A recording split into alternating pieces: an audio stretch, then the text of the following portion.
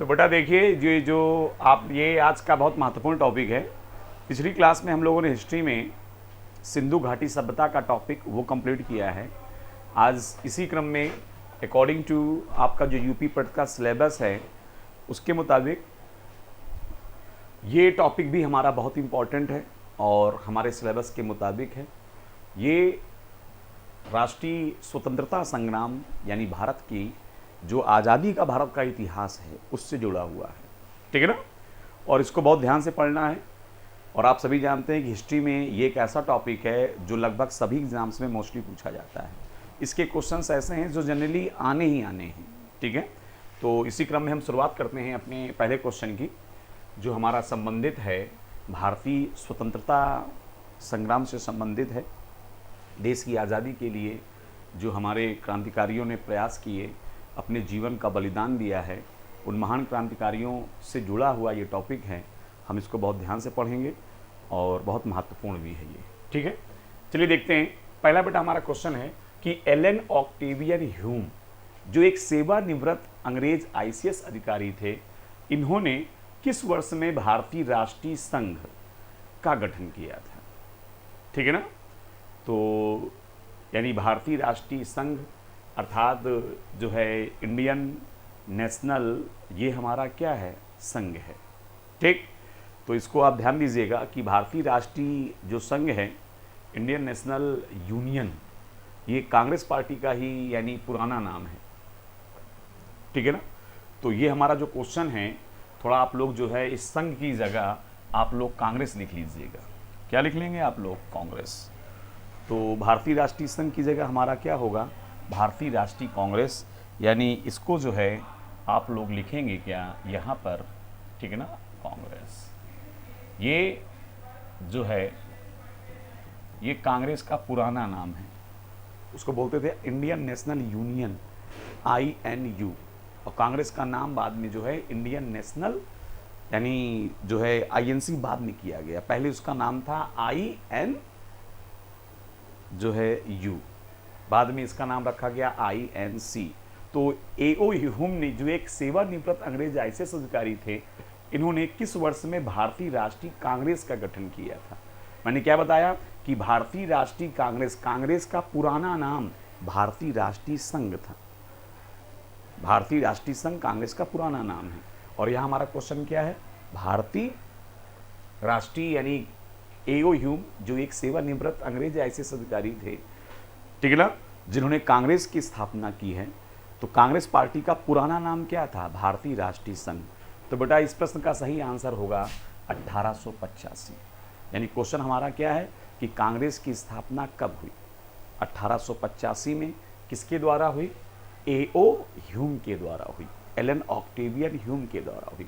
कांग्रेस का पुराना नाम क्या था, भारतीय राष्ट्रीय संघ। इसको बोलते हैं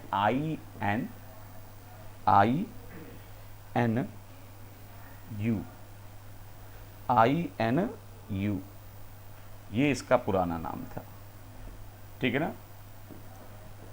INU ये पुराना नाम है कांग्रेस का। चलिए, तो AO ह्यूम ने कांग्रेस पार्टी की स्थापना कब की थी, 28 दिसंबर 1885। कांग्रेस का पुराना नाम INU। अब आते हैं अगले क्वेश्चन की ओर। महात्मा गांधी द्वारा भारतीय राष्ट्रीय कांग्रेस के कितने अधिवेशनों का सभापतित्व किया गया, तो एक, ओनली एक, और वो 1924 का बेलगांव अधिवेशन है। 1924 का बेलगांव अधिवेशन है।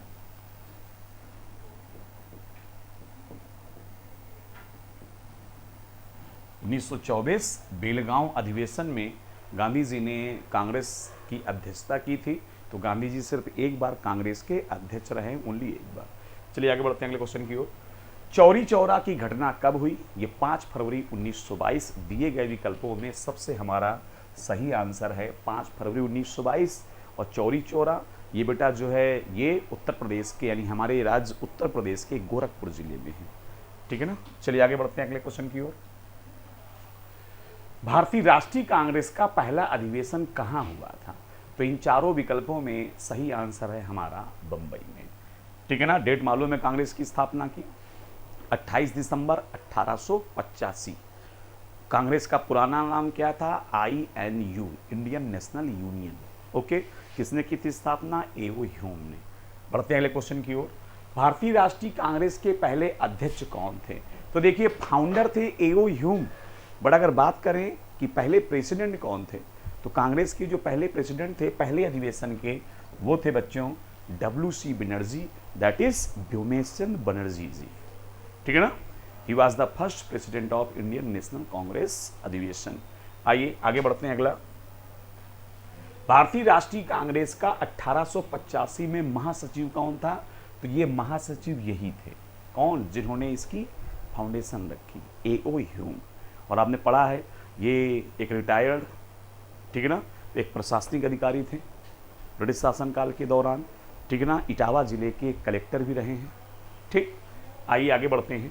और भी कई ऐसी चीज़ें आपको बताएंगे जो बहुत यूनिक होंगी, ठीक है ना। बशर्ते आप पढ़ते रहिए, धीरे धीरे कंटिन्यू करेंगे। देखेंगे आप, कांग्रेस के प्रथम अधिवेशन की अध्यक्षता किसके द्वारा की गई? ये हमारा जो है, ये हमारा बच्चा जो है आपका यानी 7वां क्वेश्चन है कि कांग्रेस के पहले अधिवेशन की अध्यक्षता किसके द्वारा की गई। सेम लगभग वही क्वेश्चन है, तो इसका सही आंसर है व्योमेश चंद्र बनर्जी। बस पूछने का तरीका अलग है, बाकी क्वेश्चन हमारा वही है। आगे बढ़ते हैं। गदर पार्टी में जो जुड़ा व्यक्ति है वो कौन था? तो गदर पार्टी के जो संस्थापक हैं वो लाला हरदयाल हैं। आपने पढ़ा है कि 1913 में अमेरिका का एक शहर है सैन फ्रांसिस्को, वहाँ पर गदर पार्टी की स्थापना हुई और इसके जो अध्यक्ष थे वो सोहन सिंह भाखना थे, लेकिन जो फाउंडर हैं वो लाला हरदयाल हैं। और गदर पार्टी ने गदर पत्रिका का भी जो है वो भी प्रकाशन किया है। तो लाला हरदयाल, ये बहुत इंपॉर्टेंट है, बहुत ध्यान से पढ़ेंगे। गदर पार्टी के संस्थापक हैं और इस पार्टी की स्थापना 1913 में कहाँ हुई थी? अमेरिका के सैन फ्रांसिस्को में। आइए आगे बढ़ें अगले क्वेश्चन की ओर। किस कांग्रेस सत्र में कार्यकारी कमेटी को सविनय अवज्ञा आंदोलन प्रारंभ करने का अधिकार दिया गया? तो जो आपने पढ़ा है इन चारों में सही आंसर है हमारा लाहौर। ठीक है ना। 31 दिसंबर 1929 को कांग्रेस का ये अधिवेशन हुआ था और इस अधिवेशन के बारे में आपने पढ़ा भी है कि पंडित जवाहरलाल नेहरू इसके अध्यक्ष थे। उन्होंने जो है पूर्ण स्वराज की जो है वो उन्होंने मांग की थी या पूर्ण स्वराज का नारा दिया था। आइए अगला बढ़ते हैं अगले क्वेश्चन की ओर। अंग्रेज पुलिस अफसर कैप्टन सैंडर्स किसके द्वारा गोली से मारा गया? तो सही आंसर है भगत सिंह। ठीक है ना। ये वही JP सैंडर्स हैं जिन्होंने लाला लाजपत राय जी के ऊपर लाठीचार्ज किया था। ठीक है ना। लाला जी को अपना गुरु मानते थे सरदार भगत सिंह जी, और उन्होंने जो है यानी यूं कहें कि अपने गुरु की मौत का बदला लिया था। उन्होंने JP सैंडर्स को मारा था। तो सही आंसर क्या है बेटा? सरदार भगत सिंह। आइए आगे बढ़ते हैं। बाल गंगाधर तिलक द्वारा राष्ट्रीयता को बढ़ावा देने हेतु अखबार निकाला जाता है। तो इन चारों में सही आंसर है केसरी। दो थे उनके, एक केसरी और एक मराठा। केसरी मराठी भाषा में था और द मराठा ये अंग्रेजी भाषा में था। बाल गंगाधर तिलक बहुत बड़ा नाम है भारत की आज़ादी में, बहुत बड़ा योगदान भी रहा हमारे देश को आज़ाद कराने में। गणेश पूजा और जो शिवाजी उत्सव है, ये दोनों जो यानी ये दोनों, ठीक है ना, जो शिवाजी उत्सव, गणेश पूजा, ये दोनों कार्य यानी इन दोनों की शुरुआत किसके द्वारा की गई? बाल गंगाधर तिलक जी के द्वारा। आपने इनका नारा आपने पढ़ा होगा कि स्वराज हमारा जन्मसिद्ध अधिकार है और मैं इसे लेकर रहूँगा। ये स्टेटमेंट बाल गंगाधर तिलक जी ने दिया था। आइए आगे बढ़ते हैं अगले क्वेश्चन की ओर। गांधी जी किस गोलमेज सम्मेलन में, यहाँ सही कर लीजिएगा, गांधी जी किस गोलमेज सम्मेलन में भाग लेने के लिए लंदन गए? तो आपने पढ़ा है कि जो गोलमेज सम्मेलन है, राउंड टेबल कॉन्फ्रेंस, ये टोटल जो है 3 हुए थे। तो गांधी जी ने किस गोलमेज सम्मेलन में हिस्सा लिया था? As a representative of Indian National Congress, Congress party के प्रतिनिधि के तौर पर। तो वो गए थे दूसरे गोलमेज सम्मेलन में। ठीक है ना। टोटल 3 गोलमेज सम्मेलन हुए हैं, राउंड टेबल कॉन्फ्रेंस। तो गांधी जी ने किस में भाग लिया था? दूसरे वाले में, सेकंड गोलमेज सम्मेलन में वो भाग लेने गए थे। आइए थर्ड, हिंदुस्तान गदर पार्टी की स्थापना किस वर्ष की गई? ये मैं पीछे आपको समझा चुका हूं, वही देखिए क्वेश्चन भी आ गया, 1913। ठीक है ना। गदर पार्टी की स्थापना किस वर्ष की गई? 1913। आइए आगे बढ़ते हैं। अगला क्वेश्चन, 1857 के विद्रोह के नायक कुंवर सिंह किससे संबंधित थे? तो कुंवर सिंह का जो संबंध है वो बिहार में, ठीक है ना, आरा जिले की एक रियासत थी जिसका नाम था जगदीशपुर। बाबू कुंवर सिंह उसी से संबंधित है, ठीक है। तो बिहार में आरा से संबंध रखते हैं कौन? बाबू कुंवर सिंह, वहाँ के जमींदार थे। 1857 के विद्रोह में इन्होंने वहाँ पर क्रांति का बिगुल फूंका था, ठीक है ना। और आप याद रखें, पूरे चार्ट में 1857 का जो विद्रोह है, अगर पूछा जाए कि सबसे ज़्यादा सफलता किस क्रांतिकारी को मिली, तो वो थे बाबू कुंवर सिंह, जो बिहार के जगदीशपुर, जो कि आरा जिले में पड़ती है, उसकी रियासत थी। आगे बढ़ें।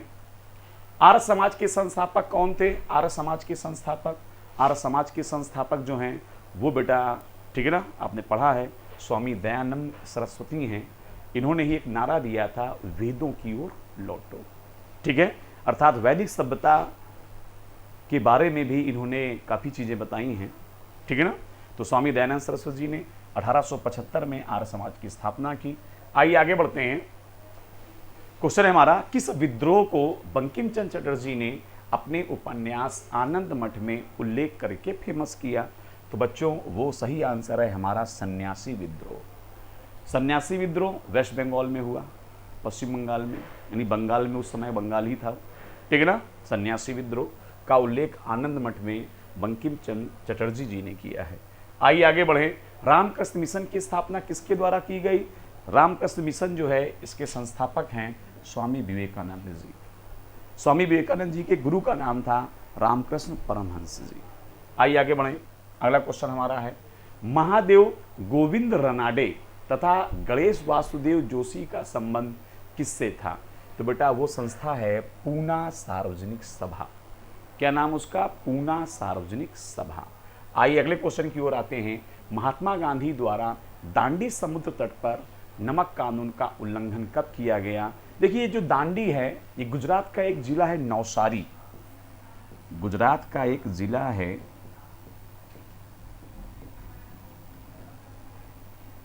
नौसारी, ठीक है ना, ये डिस्ट्रिक्ट है गुजरात का, वहां स्थित है दांडी। समुद्र के किनारे एक स्थान है।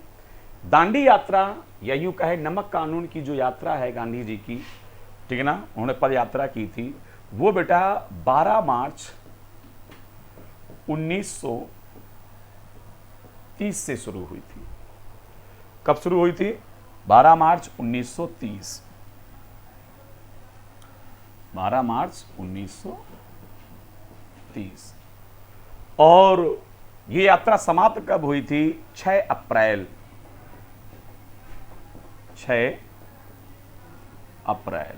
1930। यानी गांधी जी ने दांडी पहुंचकर, गांधी जी दांडी जो है पहुंच करके उन्होंने जो है 6 अप्रैल 1930 को ये यात्रा समाप्त हुई। और उसी दिन महात्मा गांधी ने नमक कानून जो है वो नमक अपने हाथ से नमक बनाकर उन्होंने नमक कानून को तोड़ा था। तो याद रखेंगे आप कि दांडी यात्रा 12 मार्च 1930 से 6 अप्रैल 1930 तक थी।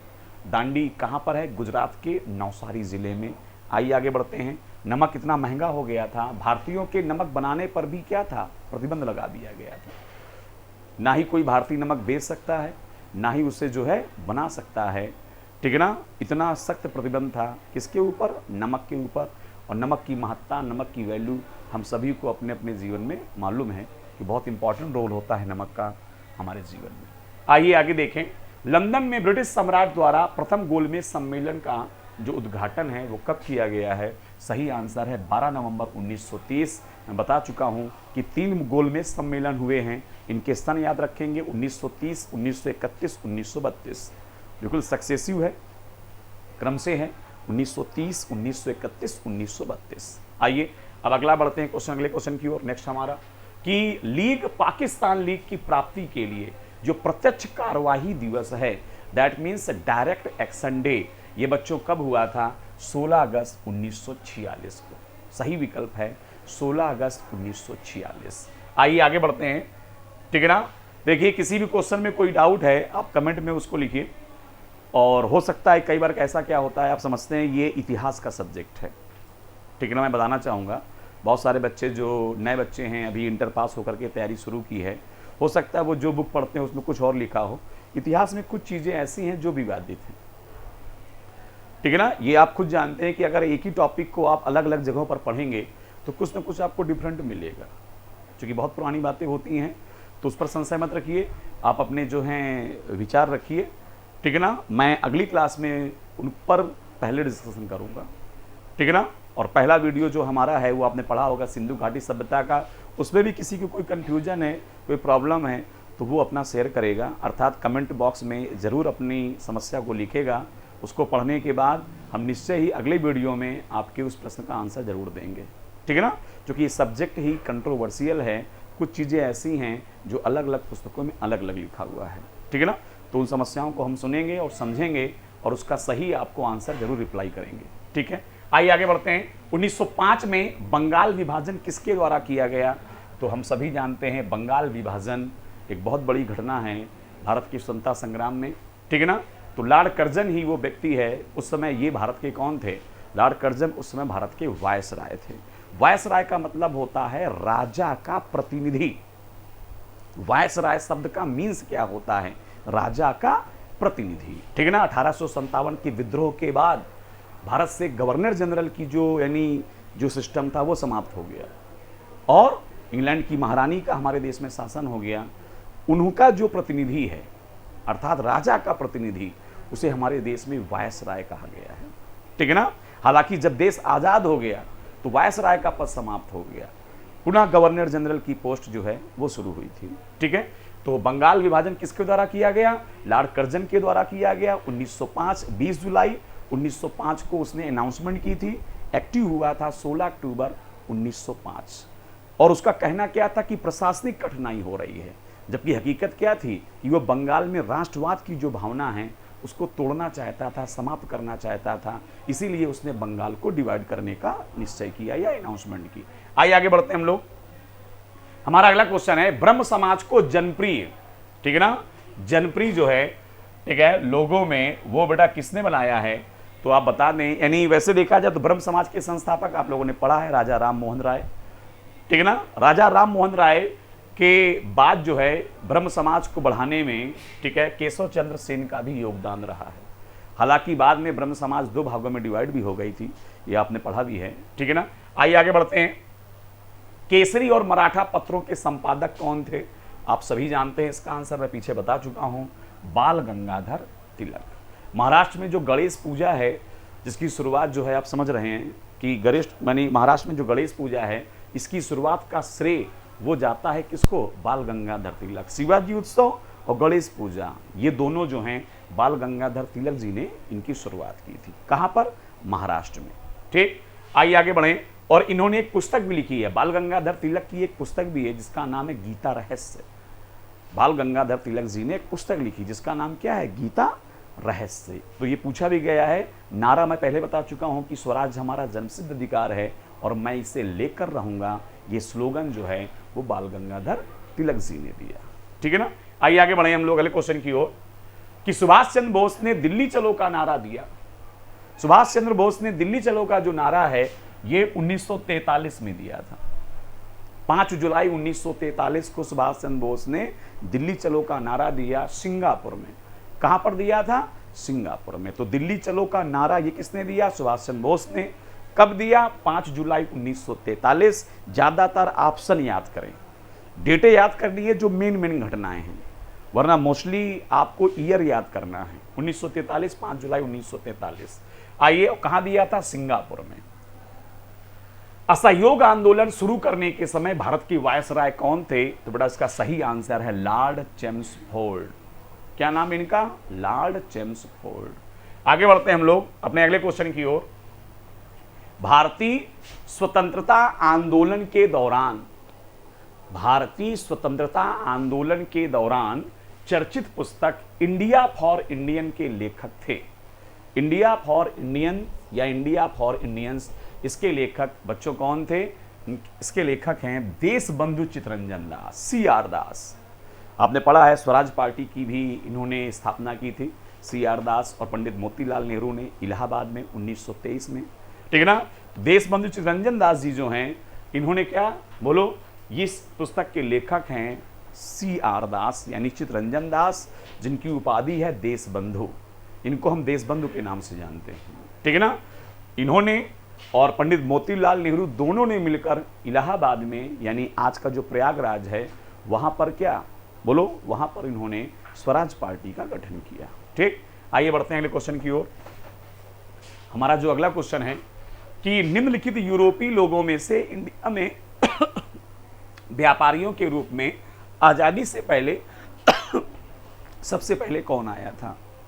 तो सभी जानते हैं पुर्तगाली पहले यूरोपीय है जो इंडिया आए, ठीक है ना। और पुर्तगालियों के बाद जो हैं डच आए, फिर अंग्रेज आए, बाद में फ्रांसीसी आए। ये 4 मेन हैं। उसके बाद आपने और भी पढ़े होंगे कि बीच में जो है डेनिस भी आए, ठीक है ना, और स्विस लोग भी आए थे, ठीक है, स्वीडन के लोग जो हैं।